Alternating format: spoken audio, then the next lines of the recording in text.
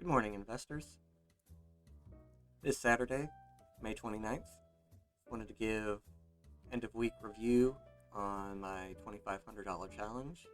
Uh, go over some things I saw during the week. So let's start off in the account statement. You can see here I started with 2,500 and I'm up to 3,446. So I've gained almost $1,000. For the past week, I've been trading mostly futures on the ES, which is the futures for the SPY, the S&P 500. So I'm going to continue with the numbers and then we'll get into the charts. I made myself a Excel spreadsheet to help keep track week over week. So you can see the starting balance of 2,500, the next week's balance. So what I've done here, the calculation is that field minus that field, and that will give me my positive week over week, my positive or negative gain or loss. So you can see here, from this week to this week, I lost $300. Now, I went ahead and put 2,500 in the rest of these so that everything else would be zeroed out.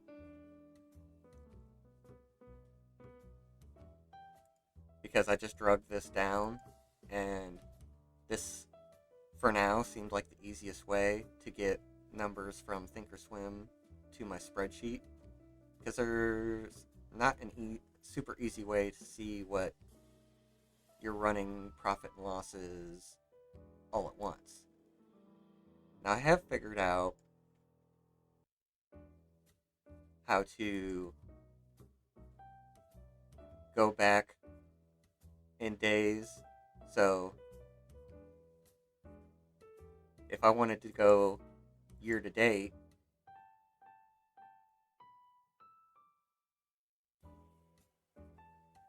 I could just choose January 1st, and you can see that's my year-to-date total. Now, I didn't start this challenge. The first week I logged was the ending week of 5/14. So, but you can basically go week by week here, get your number out, and then I put that into the spreadsheet to keep track.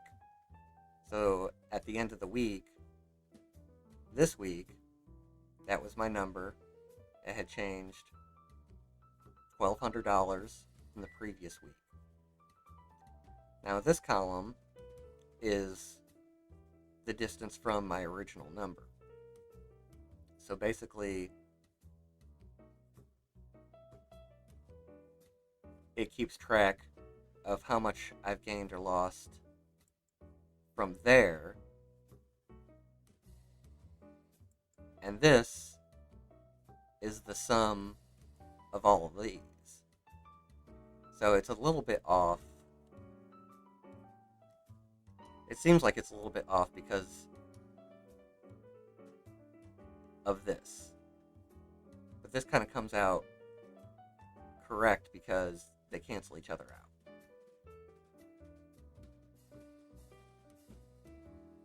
But you can see I lost $4, lost $300, essentially gained $900.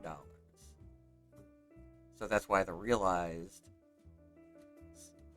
basically 900 minus 300 minus 4.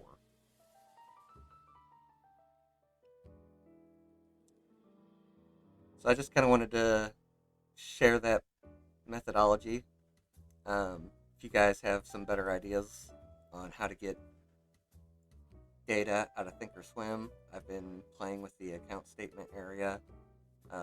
Seems pretty powerful, where you can look at your trade history for that week, see what you've done, kind of reflect on that method and see flaws in it, or see where you made good trades. So I would encourage you to go in here, put your filter on for the week, look at your trades, reevaluate the chart for that week. Because that's what I'm essentially doing here with you guys and it's helping me fine tune my skills to be held accountable to someone else, myself, you guys. So let's go ahead and get into the chart for the week.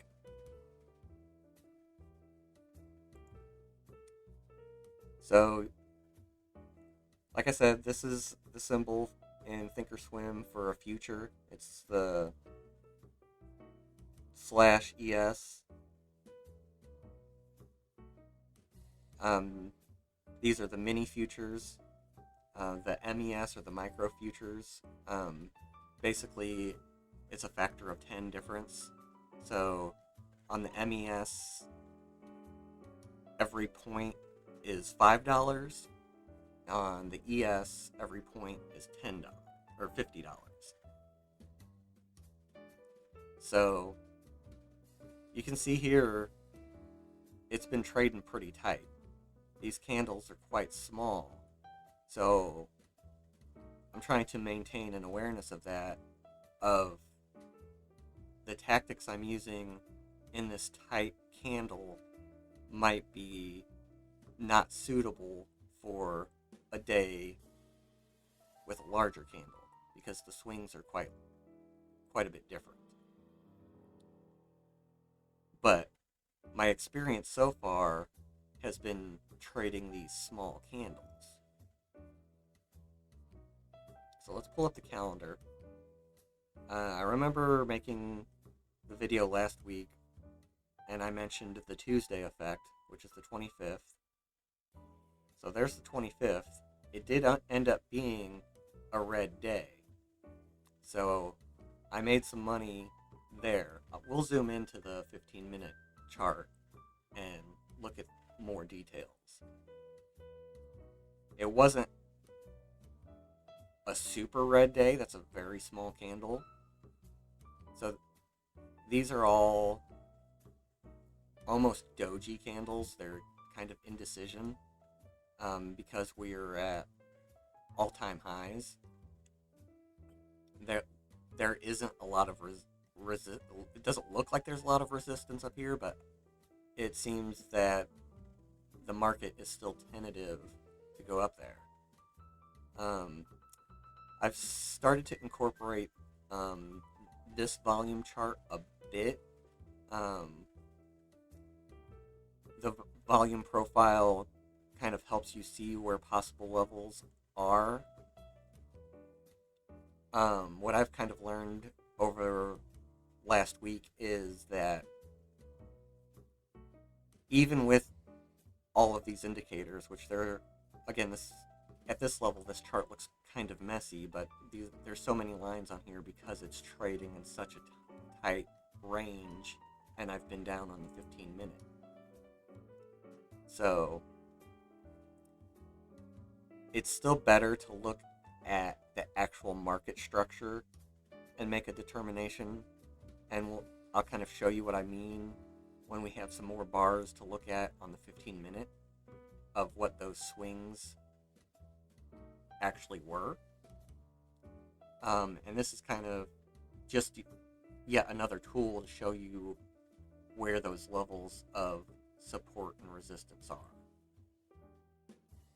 where the levels of supply and demand are, because those terms are the same. Support is demand. Supply is resistance. So let's zoom in and see some more granular details of how that happens. I'm going to go to a 15-minute chart.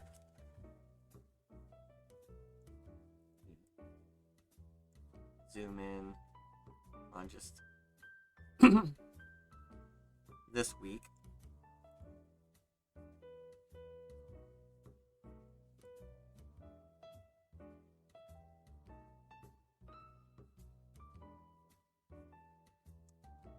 And I also want to get my monitor tab to that week.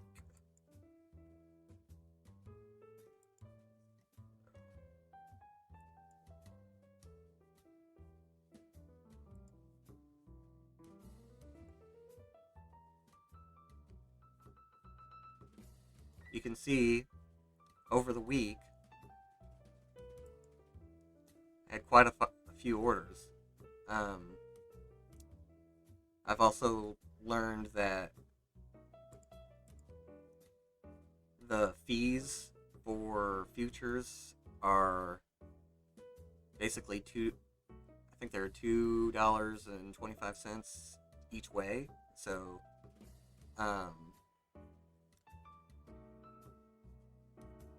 basically $2 in, $2 out. So it's almost $5 to do a full transaction. So be aware of that as you're trading.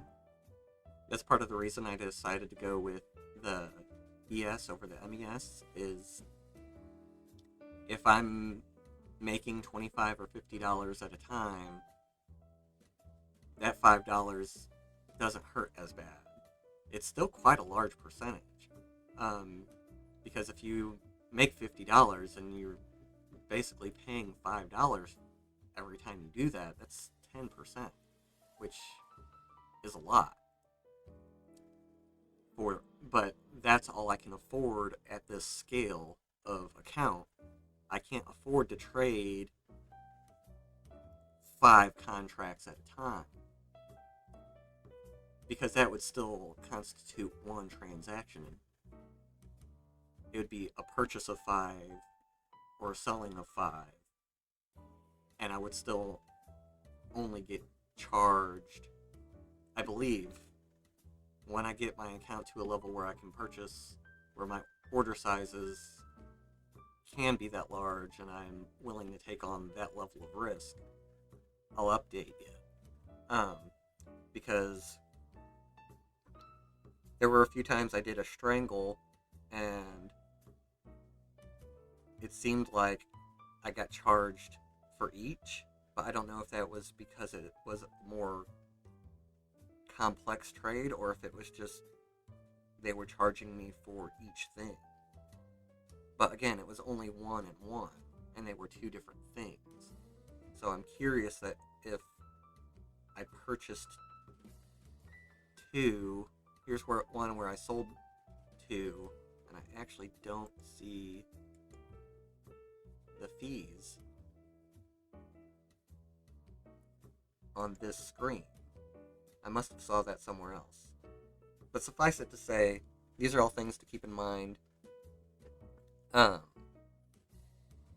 The purpose of me going here was to kind of show you what I did. So let's look at kind of the beginning of the week. I was buying to open some puts. So let's look at the chart.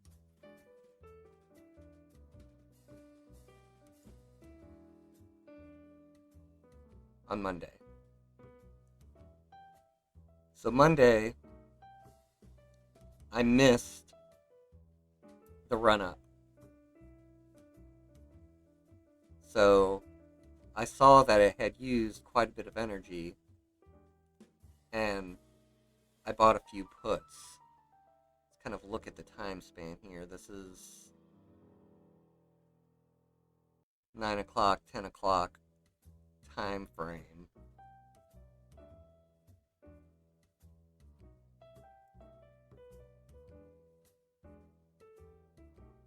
So you can see I'm buying puts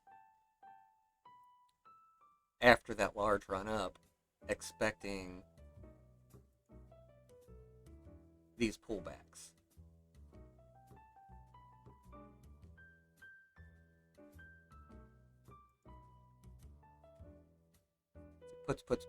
Puts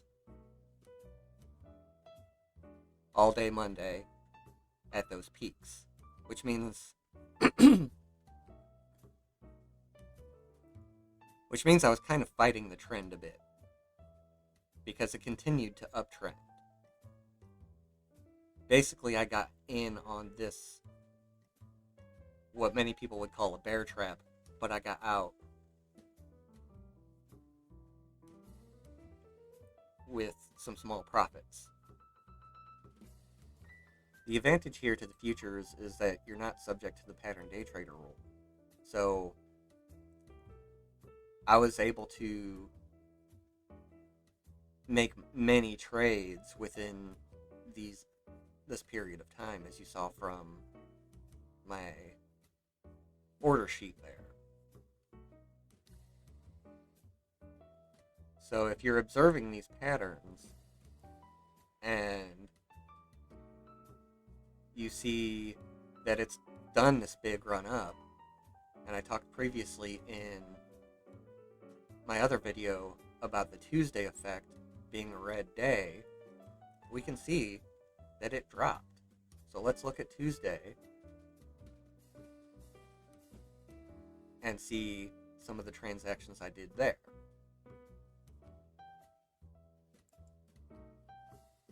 So here's Tuesday,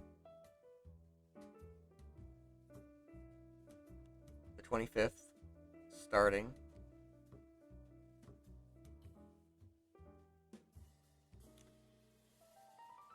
Looks like I bought the future outright. Where's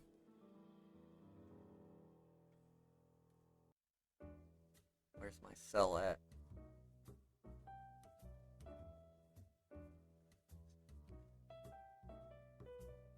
Oh, that's...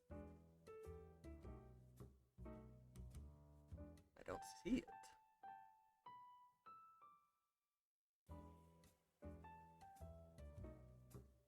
Well, let's concentrate on the pairs I see. So again, I was buying puts early in the morning and then selling them for a profit. And then you can see here I start buying calls.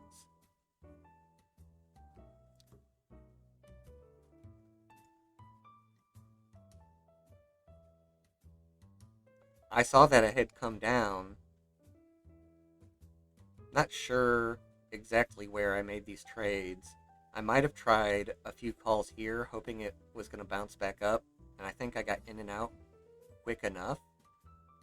Still kind of a dangerous zone. In hindsight, it dropped down the rest of the way to the 200 EMA.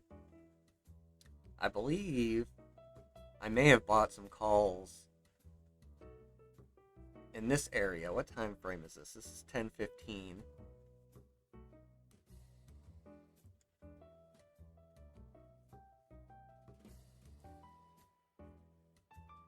Okay, so I sold my puts around then because I had bought them at 10:06. Sold them at 10:20. A nice little profit there. 10:58, I started buying calls.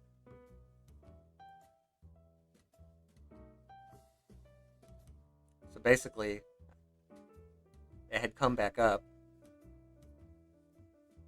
from that bounce off the 200 EMA. So those were pretty good levels. I really struggled with some of these median areas here because even though in hindsight this is the swing high, watching these candles during the day, gave me some false sense that it could possibly go up because I saw it bouncing around. Zoom in just a bit. I saw these bouncing around against these. It had come down and come back up, and you can see on the indicator that red had started to look like it was dying off. So some of my timing here probably could have been better. I know I attempted some trades in this area. And because those trades failed or started to turn against me, I still came out with profits. But in the days to come, I missed out on opportunities because of that previous knowledge of that level. So it's hard to determine live if this is going to be a swing high or just a midpoint and it's going to continue back up to, say, this level. As you can see here, it had come down, had some indecision, basically built up some energy, and then dropped down. So it used that energy to push down. And then it hit that area of demand, that area of support. People wanted to buy it at that price, shoving that wick back up, as you can see here in this hammer.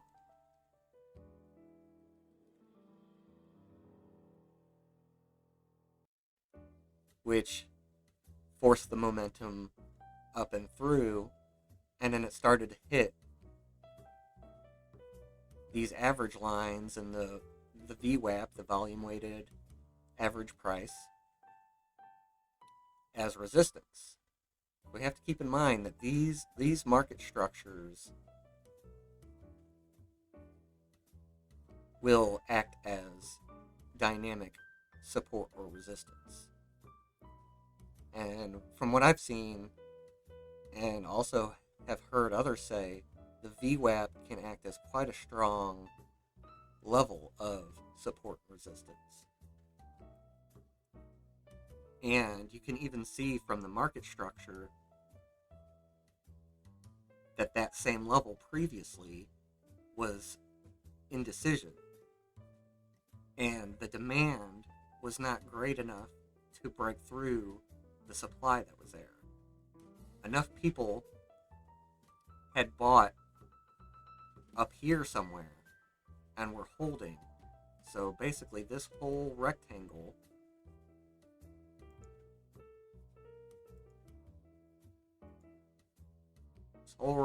here is area of supply. That's not super precise, but just making the point that the people who bought here are the suppliers. And there wasn't enough demand at that price point to get all the way through that.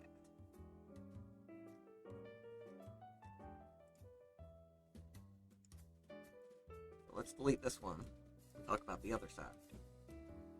I'm not going to go this in-depth on every day, just kind of trying to talk through a general idea process so that when we look at the next days and I talk about levels of support and resistance that threw me off, or that you can kind of see what happens in that moment in my thought process. Because, like I said, it's very hard during the day to read this live. And the indicators, these indicators are lagging.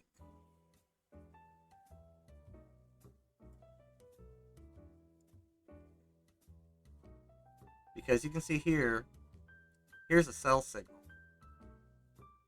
on the MACD. Now from that point, of course that's pre-market, basically telling you that drop could be coming.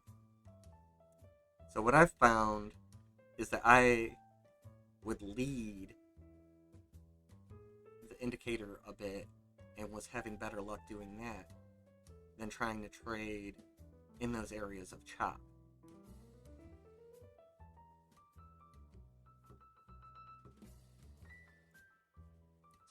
Again, let's zoom in.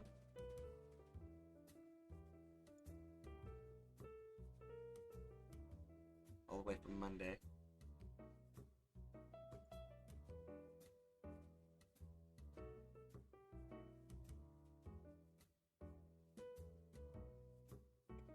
So Monday ended up being that red day.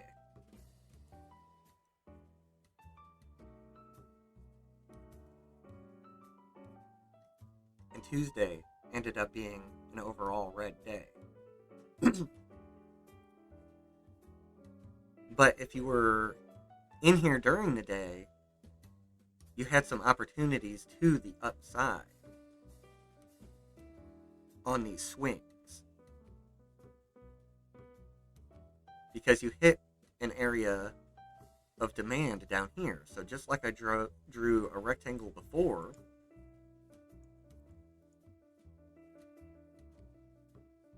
you can kind of draw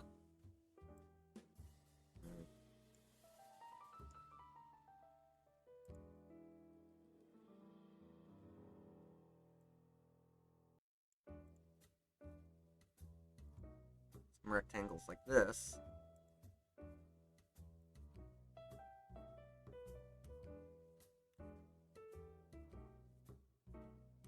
You can see Monday, there was quite a bit of demand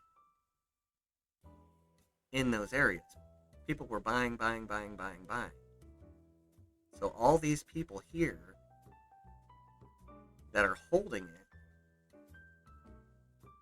know that this is a good price. They've already bought even lower than that, which is good for them, or possibly even bought here and are averaging back in at that same cost because they weren't early enough in the pre-market to buy super low. So those people who bought in here and here are more than likely selling here and here, being the suppliers that drive that down back into that area of support where people are like, okay, time to start buying again. And you can see the after effect. Let's clean these up.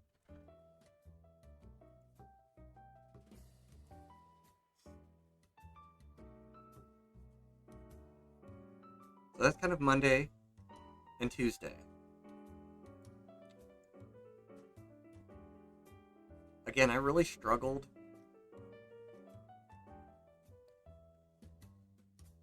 with some of these. I knew I had a good sense that Tuesday was going to be a red day, and bought puts again on Tuesday, capturing some of this movement. I also bought some calls somewhere down here, captured some of this movement. It was when it got in here that I had difficulty. Because I've seen this middle area around the VWAP go either direction, like I said.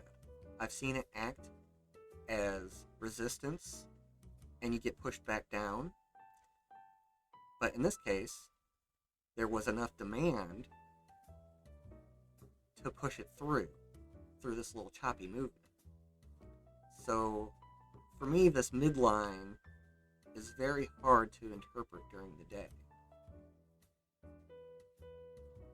And the difficult part I've found is, especially with as many lines as I have, this chart is a bit messy, and you have this previous knowledge from yesterday or last week. Oh, that pushed against me, so it's going to push against me again. When in reality, there's a probability of it turning into an area of support and going higher.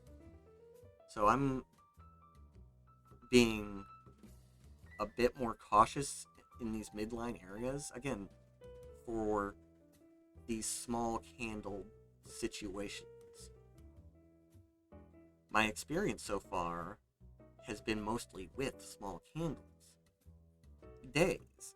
So if we start getting some larger candle days, I'm going to have to evaluate things a bit differently, because the swings aren't going to be as tight as that. So some of the trades I got away with this week might not have been viable. They could have been quite big losses.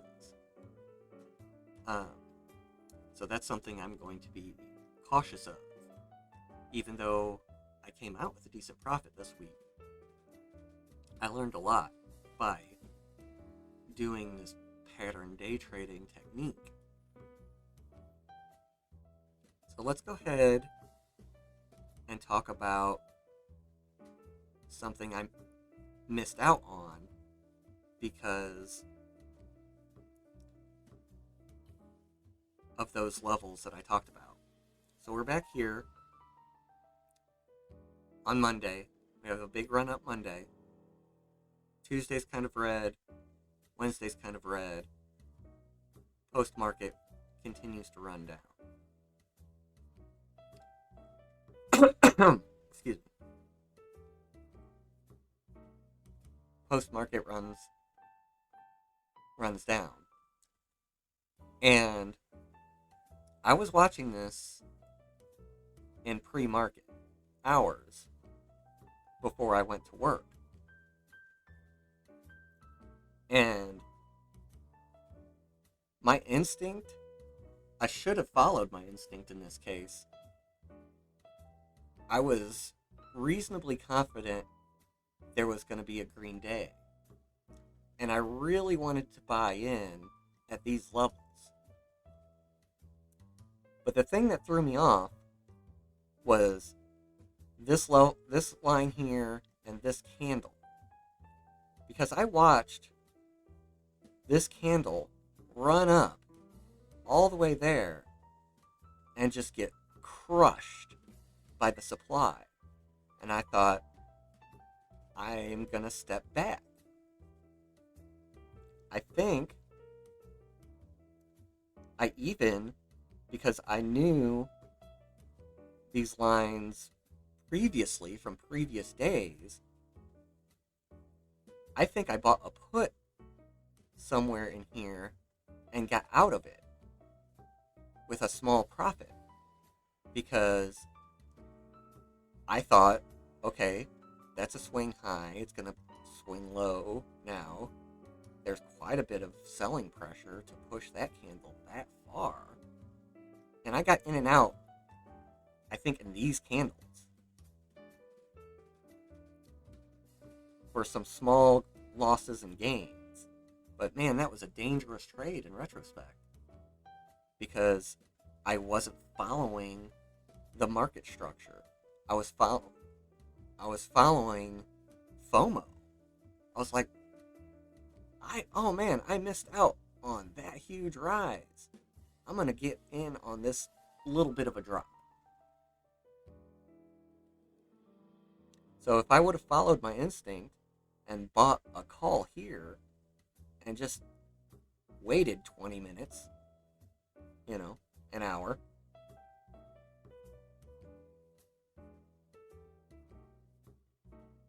that would have been a very nice profit.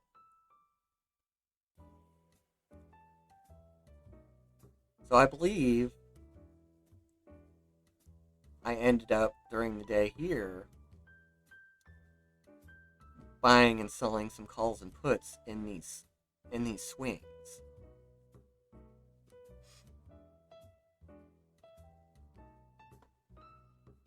So be cautious of those preconceived notions. Obviously, you still want to take market structure into account, where if you know that 200 EMA is there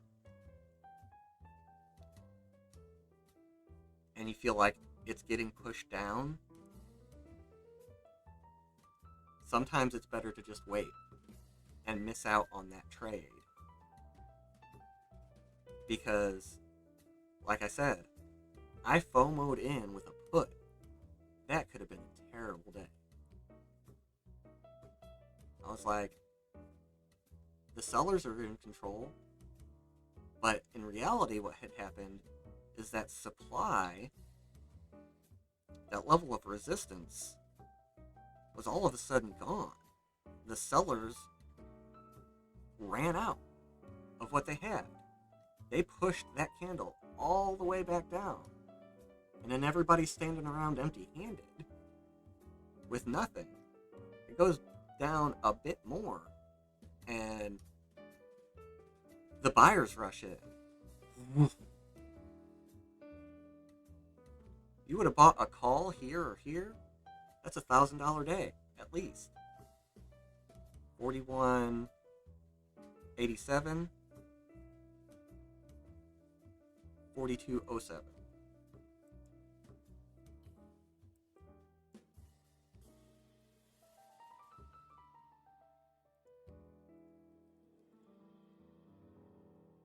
It's a 20-point move. Each point is worth $50. It's a $1,000 day. You could shut your computer off, not trade for the rest of the day. That's the power of paying attention. But if I would have held on to that put, that's a $1,000 loss. So that's the scary part, because even with a call, if I would have bought a call here, misreading that momentum, if that pressure would have built up in a different way, and that was the shape down, it was a swing down, again, that's a $1,000 loss day.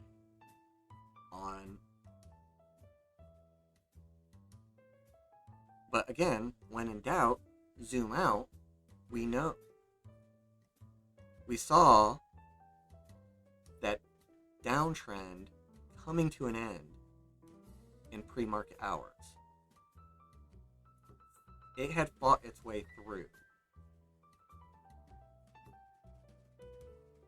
the VWAP, starting to swing all of these moving averages back around to the bullish momentum.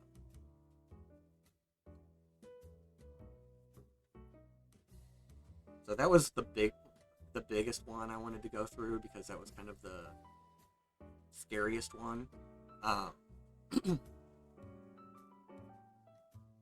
Day trading during the day, I haven't seen big moves during the day like that. It all seems to happen in the past week anyway, has seemed to be happening pre-market or right at the end of the day when everything is closing out. You get these huge spikes, and then during the day you just get these nice little wave patterns, and that's where a lot of my profit ended up, is watching these levels and saying, okay, it's reached a swing high, I'm going to buy a put, sell for profits maybe at the midline, and then wait until it makes up its mind. That's the methodology I'm kind of coming up with. Is I'm personally probably going to stay a bit away from these midlines of the day and go with the extremes because things have a tendency to move towards their average.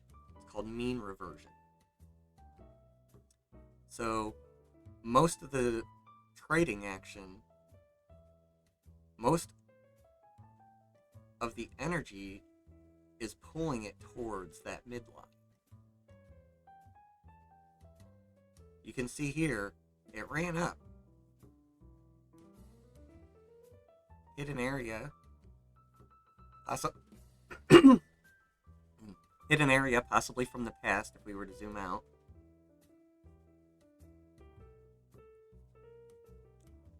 Not sure where, or it's just the price action of that day. That's another thing about looking to the past. When you hear people say past behavior is not an indicator of future results, so that's where you have to use caution. That's where you can miss out on an initial move, FOMO into a bad move, and just get lucky to get out of it quickly. That's basically what happened to me here.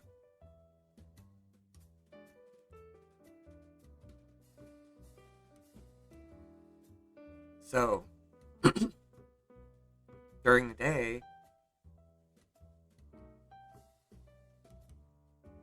I'm going to be watching out for that. There was some average this was moving towards, and then stopped because it hit a wall of supply. And then all day, it made a good portion of the day, the first half of the day, it made these swings to this average area. And that's why this average area is so hard to read. At least for me during the day. Again, these are when we zoomed out at that daily level, we saw these bars are tiny on the daily time frame.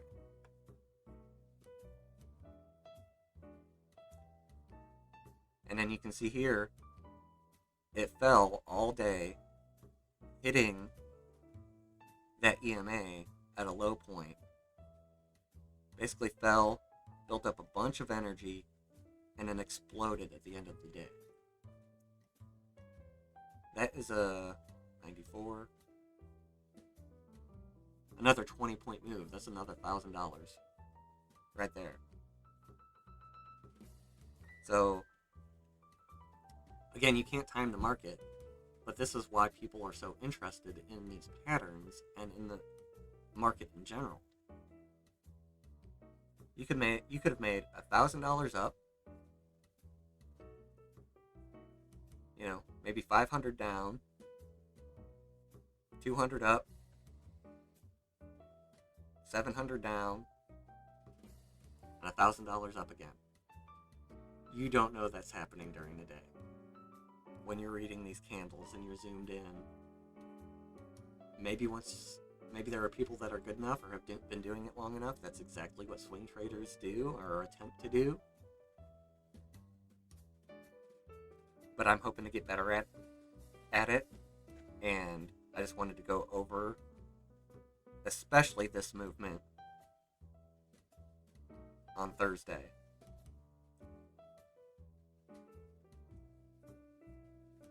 Because I could have shut my computer off for the rest of the week if I would have done that. So Friday, we'll go over Friday real quick. I made a good profit on Friday. I made like $600 on these moves here. And I want to kind of actually look at the trades on that one.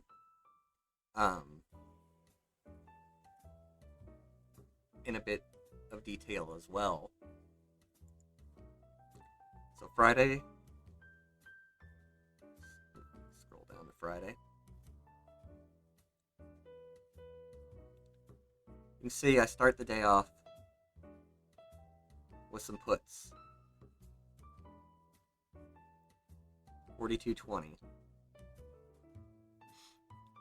I bought in at 13.25, 1300.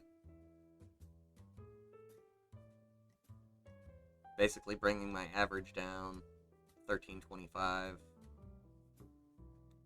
And sold again at 13.20 to 13.12. And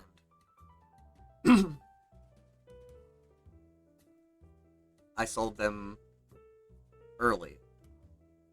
So let's look at the chart and see why I did that, and see if I can come up with a better thought process. Because it was a small profit there. But I want to look at the chart and kind of talk through it.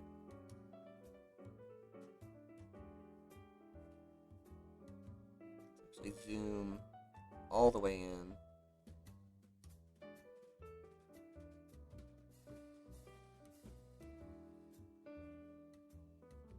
So we're talking 7 o'clock.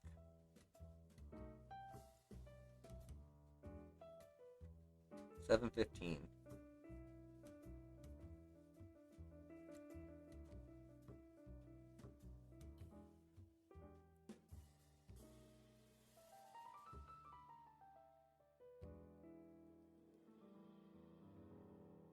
Basically,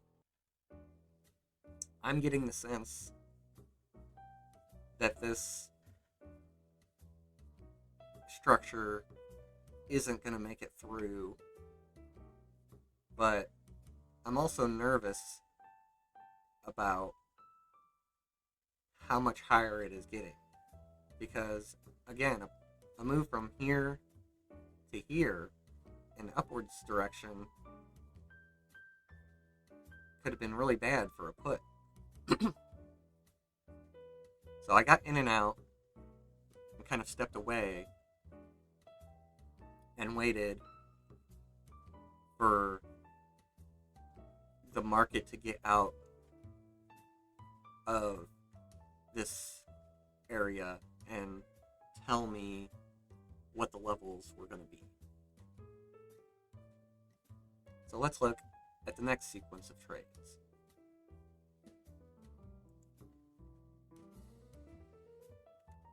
$9.12 from about 9 to 9:30, this half an hour period. I bought some calls, averaging down.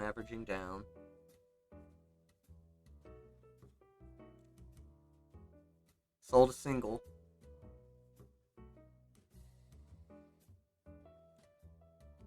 Above that one. Bought more calls, averaging down further.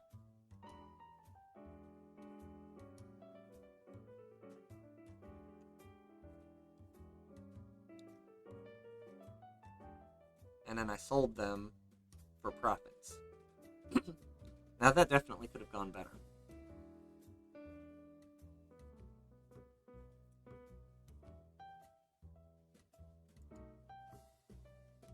Let's look at those times real quick again. From 9 to 9:30.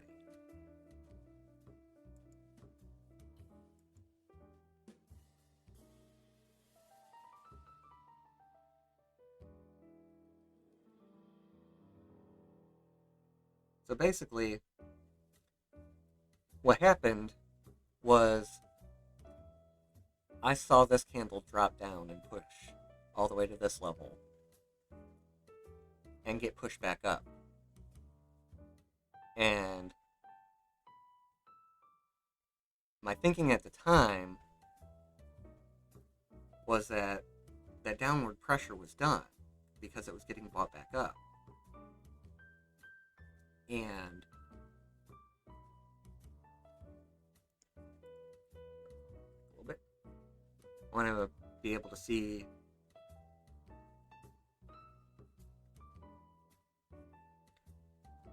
the MACD at that point. So I had been watching the MACD previously, and I saw this red spike, and I saw this lighter color spike,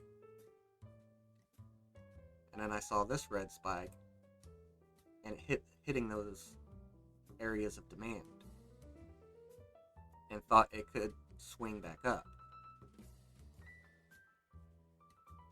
But you can see here, it swung down against me and hit that 200 EMA as support.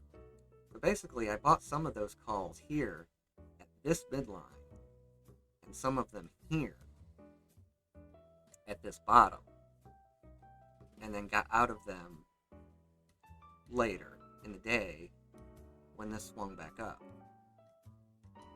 9:30, 9:45 time frame. Yeah. 9:30. I was still buying. Didn't sell until 10:30 and 10:40. So let's look at the chart.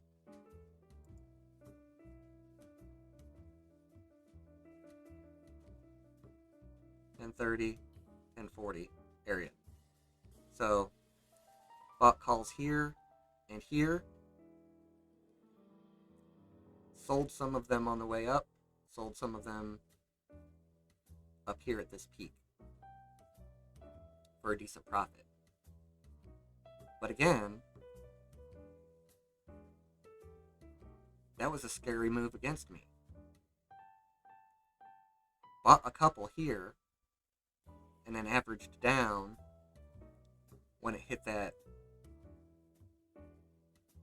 area of support and waited for it to come back up. And then you can see here it topped out. If you look at my trades again, I started buying some puts.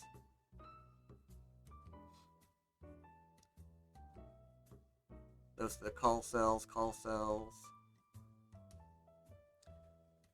Bought a put, 725, sold it for 925. 2-point move. It's $100 right there. I think my biggest gain was actually on those dangerous calls, because when I averaged down at these $8 levels, brought my complete average down. So I had bought 1, 2, 3, sold 1, which means I had 2, bought 2 more for 4 total, sold above my average and sold above my average. Bought a put, sold it for a profit, and then bought some calls a little too early on, what is this?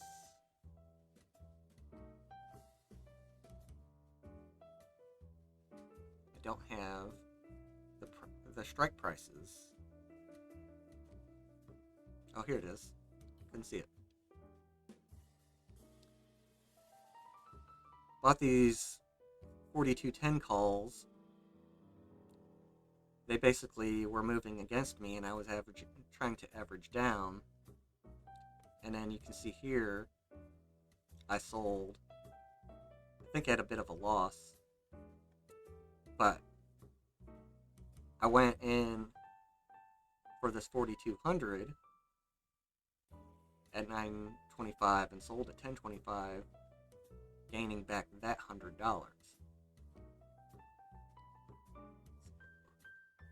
Let's do a quick average on these and see what that trade kind of comes out to be. I'm going to pull the calculator off to the side so I can type in. I'm just gonna do.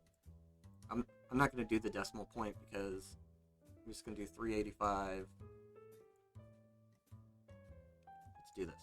385 plus 175 plus 60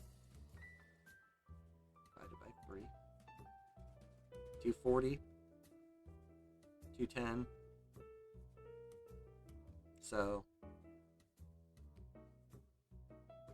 that is a loss.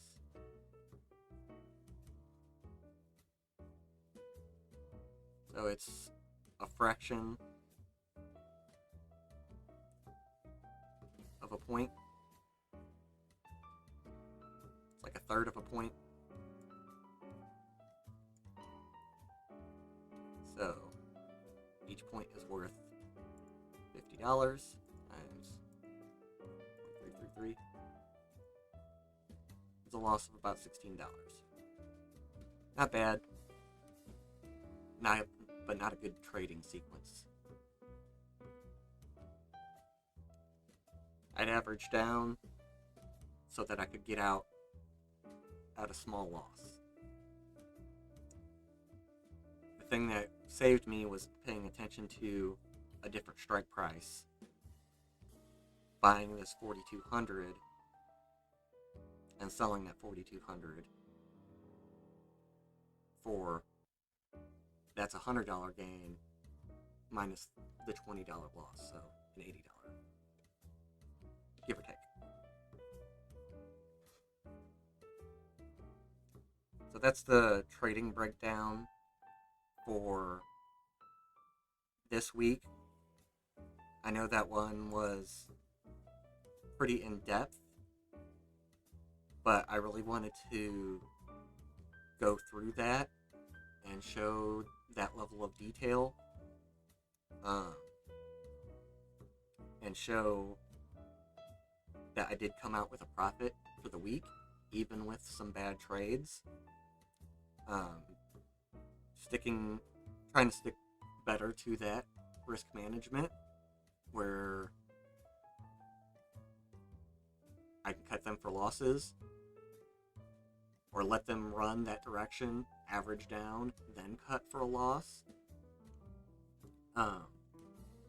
That's kind of a risky strategy, but because I'm not subject to the pattern day trader rule, it's a lot easier here in the futures market to do that, because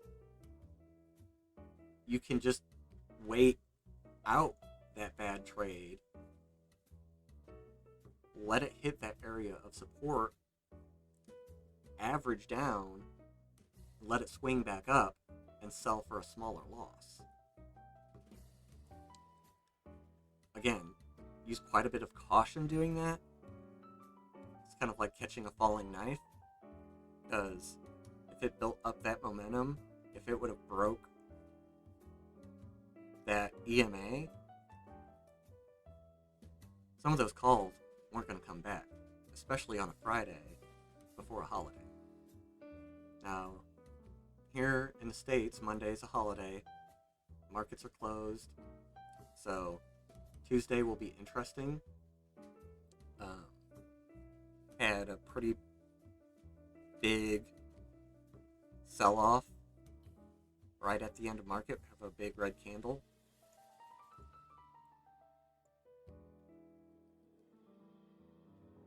Looks like it kind of consolidated sideways before the final close. So we'll see if that downward momentum carries through on Monday. Because we're still at these interesting levels on the daily, near all-time highs.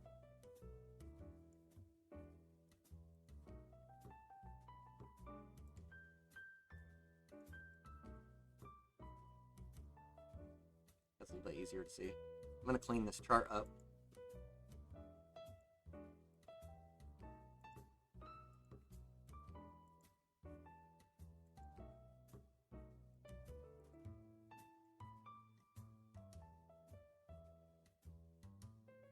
So, yeah, we're at all-time highs. Pretty close to. Got a lot of small candles.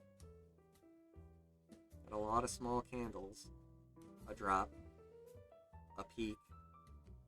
And a big down movement. We are away from this market structure of the 50 EMA. This yellow line is the 50 EMA. This red is the 200.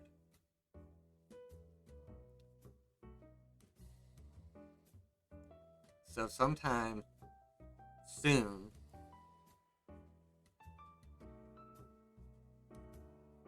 it may start reverting back to that area. Now we have quite a bit of support here as well.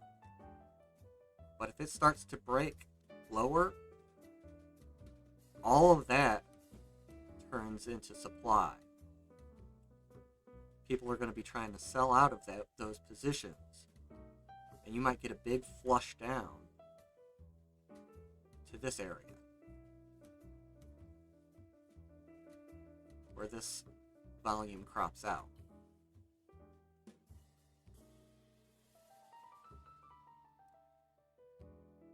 Or, further yet, if that's a weaker area of support. Depending on the momentum, we could come down, a couple of times for 4,200.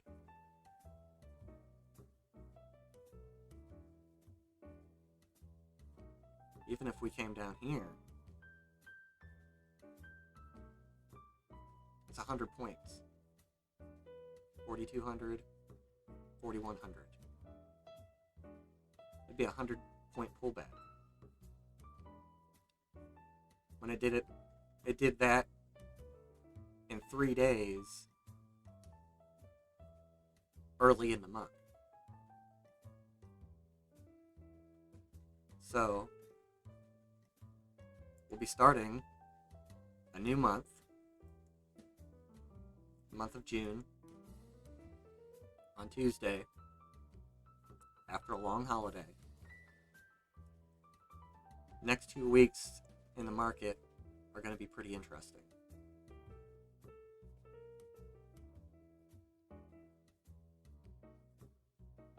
So, be watching very closely pre-market Tuesday morning.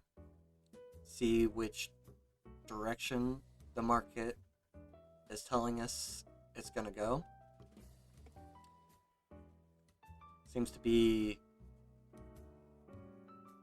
pretty equal probability of it going up or down, considering its all-time highs. We got a high there, a lower high, bottomed out. On the larger scale, buy, sell.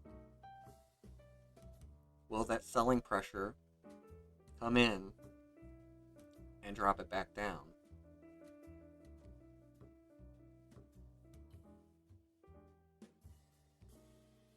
Maybe we just get a red candle about this size, pushing it down to the 20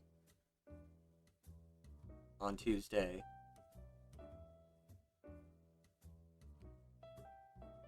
So, have to keep an eye on if there's any news that comes out.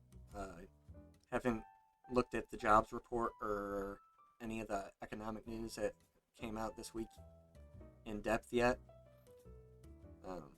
So, the market didn't seem to react much to it on Friday. So maybe, just like me, people haven't had time to digest it. So, we'll see what Tuesday brings. Be safe out there. May all your trades be profitable and your margin never be called.